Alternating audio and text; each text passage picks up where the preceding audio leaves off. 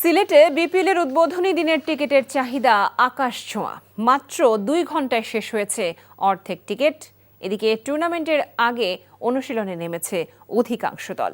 রাজশাহী ওয়ারিয়র্সের পর মাঠে নেমেছে রংপুর রাইডার্স ও ঢাকা ক্যাপিটালস। সিলেট টাইটান্স অনুশীলন করেছে ঘরের মাঠে, তবে এখন পর্যন্ত কোনো দলেই বিদেশি ক্রিকেটাররা যোগ দেননি। স্থানীয় খেলোয়াড়দের নিয়েই নিজেদের পরিকল্পনা অনুযায়ী গা গরমে নেমেছে 4 দল। 26 ডিসেম্বর টুর্নামেন্ট শুরুর আগে সোমবার প্রথম প্রস্তুতি ম্যাচ খেলবে রংপুর রাইডার্স ও রাজশাহী ওয়ারিয়র্স। শক্তিশালী দল সাজিয়েছে দুই ফ্র্যাঞ্চাইজি। বসুন্ধরা স্পোর্টস সিটিতে দুপুর 12:30টায় শুরু হবে ম্যাচটি।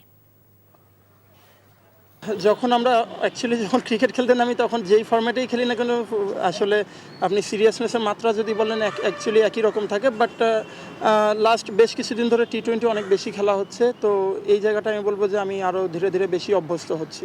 বিশ্বকাপ তো ধরেন বিপিএলের পরে, তো আমি অত দূর চিন্তা করতেছি না। আমি চেষ্টা করতেছি আপাতত রংপুর রাইডার্সের হয়ে কেমনে রংপুর রাইডার্সকে ম্যাচ জিতাবো এবং রংপুর রাইডার্সের জন্য কতটুকু কন্ট্রিবিউট করতে পারি। আমার সবসময় মাথায় এটা থাকে যে আমি আমার টিমকে ম্যাচ জিতাবো। আমার এরকম পার্সোনাল কোনো গোল থাকে না যে আমি হাইস্ট উইকেট টেকার হবো।